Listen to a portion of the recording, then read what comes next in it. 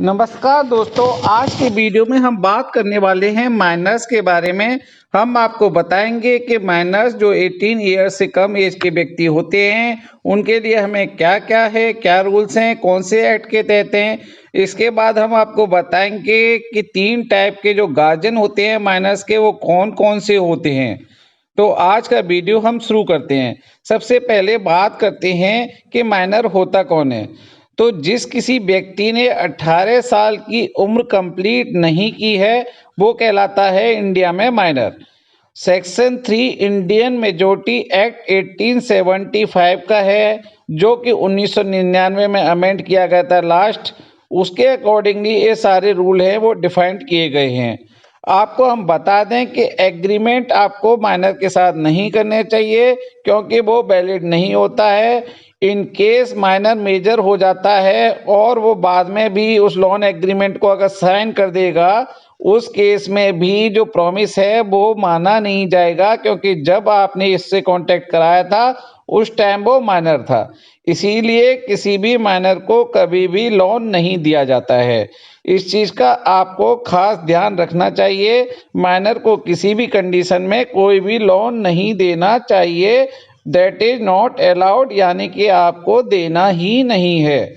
अगर कोई कस्टमर भी इसको देख रहा है तो वो आप समझ लें कि आपको लोन अलाउड ही नहीं है जब तक कि आप मेजर नहीं हो जाते, यानी कि 18 साल के नहीं हो जाते।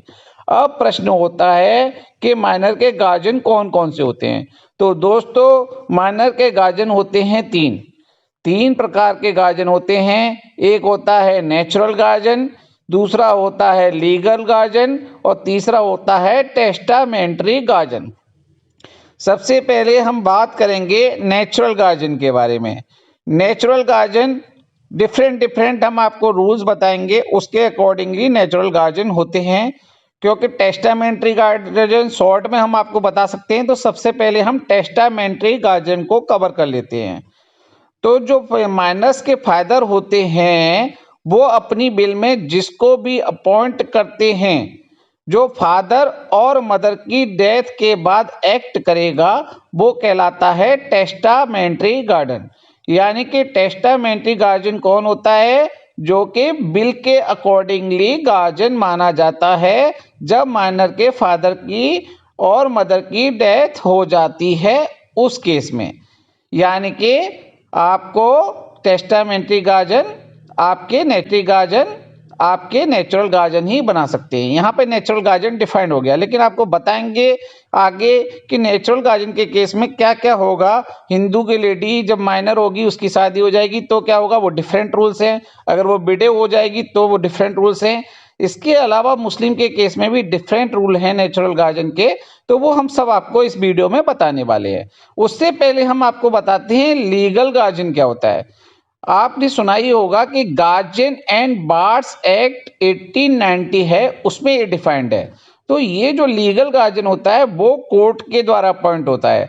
अब कोर्ट कब अपॉइंट करता है? जब भी नेचुरल गार्जियन नहीं होगा और टेस्टामेंट्री गार्जियन अपॉइंट नहीं किया गया होगा तो कोर्ट को लीगल गार्जियन अपॉइंट करना होता है। यानी कि नेचुरल गार्जियन अवेलेबल नहीं है और उन्होंने किसी को भी टेस्टामेंट्री गार्जियन भी नहीं बनाया है, उस केस में आता ही है लीगल गार्जियन की बारी। तो कोर्ट के द्वारा जो अपॉइंट होता है वो हो गया आपका लीगल गार्जियन। अब हम बात करेंगे एक बार से नेचुरल गार्जियन के बारे में। तो सबसे पहले बात करते हैं जो Hindu minority and guardianship act 1956 है, उसके सेक्शन 6 में डिफाइन किया गया है कि कोई भी माइनर बॉय हो या अनमैरिड गर्ल हो, यानी कि 18 साल से छोटी अनमैरिड गर्ल या माइनर बॉय अगर कोई है तो उसके फादर उसके नेचुरल गार्जियन होते हैं। अगर सपोज कीजिए कि फादर की डेथ हो गई तो नेचुरल गार्जियन कौन होगा? तो ये भी प्रश्न आप सबको पता ही होगा। इसका आंसर है कि उसकी मदर होंगी हिंदू के केस में। ये बात आप सभी को लगभग पता ही थी। अब हम बात करते हैं मैरिड माइनर गर्ल की। अगर कोई माइनर गर्ल है और मैरिड है तब क्या होगा? रूल बिल्कुल डिफरेंट है, इसको ध्यान से सुनिएगा। कस्टमर है तो कौन होगा ये भी आपको पता होना चाहिए। अगर बैंकर है तो आपको पक्का पता होना चाहिए कि आपको क्या करना है। तो अगर कोई माइनर गर्ल मैरिड है तो उसके फादर या मदर गार्जियन नहीं बनते हैं। उसका हस्बैंड अगर मेजर है तो वही गार्जियन होगा। यानी कि माइनर मैरिड गर्ल का जो गार्जियन नेचुरल गार्जियन होता है, अगर हस्बैंड मेजर है, हम रिपीट करते हैं, यानी कि 18 साल से बड़ा है तो वही गार्जियन होगा। अगर इन केस हस्बैंड माइनर है तो हस्बैंड के फादर यानी कि जो फादर इन लॉ होंगे लड़की के, वो होंगे गार्जियन। और इन केस अगर फादर इन लॉ की डेथ हो चुकी है तो मदर इन लॉ यानी कि सासू माँ जो होंगी वो बनेंगी नेचुरल गार्जियन, अगर हस्बैंड मेजर नहीं है तो। यहाँ बात हो गई जब हस्बैंड अवेलेबल है। अगर दूसरा केस आता है कि कोई माइनर गर्ल है और वो विडो हो गई यानी कि हस्बैंड है ही नहीं, तब क्या होगा? तो आप ऐसा किसी के साथ ना हो, लेकिन रूल तो रूल है। तो उस केस में सिंपल सी बात है कि जो फादर इन लॉ हैं वही गार्जियन होंगे, और अगर फादर इन लॉ भी नहीं है तो mother in law natural guardian होगी। अगला क्वेश्चन है कि अडेप्टेड चाइल्ड के केस में क्या होगा? तो जो अडेप्टिव फादर होंगे और अडेप्टिव मदर होंगे वही गार्जियन का रूप ले लेते हैं। तो ये थी जो बात, वो थी हिंदू धर्म के बारे में कि अगर कोई हिंदू है तो क्या होगा। अब हम बात करेंगे मुस्लिम माइनर्स के बारे में। मुस्लिम माइनर्स के रूल बिल्कुल डिफरेंट हैं, तो आप आगे से थोड़ा सा इसको ध्यान से सुनिए। जो फादर है वो नेचुरल गार्जियन जिस तरह से हिंदू धर्म में होता है उसी तरह से मुस्लिम में भी होता है। अगर कोई मुस्लिम माइनर है तो फर्स्ट जो नेचुरल गार्जियन है वो है फादर। लेकिन यहाँ मदर नहीं होती है। अगर फादर की डेथ हो जाती है तो मदर नेचुरल गार्जियन तुरंत नहीं बनेगी। यहाँ पे जो एग्जीक्यूटर फादर्स बिल में होगा, यानी कि फादर ने जो बिल बनाई होगी उसके अंदर जो भी एग्जीक्यूटर होगा वो फादर की डेथ के बाद मुस्लिम का गार्जियन बनेगा। और अगर इस तरह की कोई भी बिल नहीं है तो फादर्स फादर यानी कि ग्रैंड फादर बन जाते हैं मुस्लिम माइनर के गार्जियन, यानी कि मदर उस केस में भी नहीं बनती है। हम आपको बता दें कि सपोज कीजिए सारे रूल ही फॉलो नहीं होते हैं, यानी कि ग्रैंड फादर भी नहीं है, फादर भी नहीं है, कोई एग्जीक्यूटर भी नहीं बनाया गया है, तो लीगल गार्जियन ही अपॉइंट होगा, मदर फिर भी नहीं बन सकती है।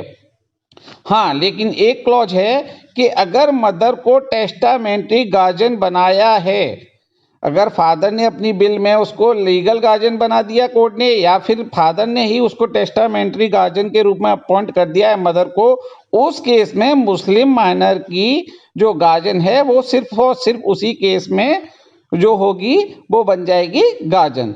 तो ये थी माइनर पे हमारी गार्जियन की पूरी इंफॉर्मेशन। आगे के वीडियो में हम बताएंगे कि लोन क्या हमने थोड़ा सा बताया है उसको डीप में बताएंगे, माइनर का एचयूएफ का बताएंगे, और भी बहुत कुछ हम आपको बताएंगे, पार्टनरशिप फर्म में बताएंगे।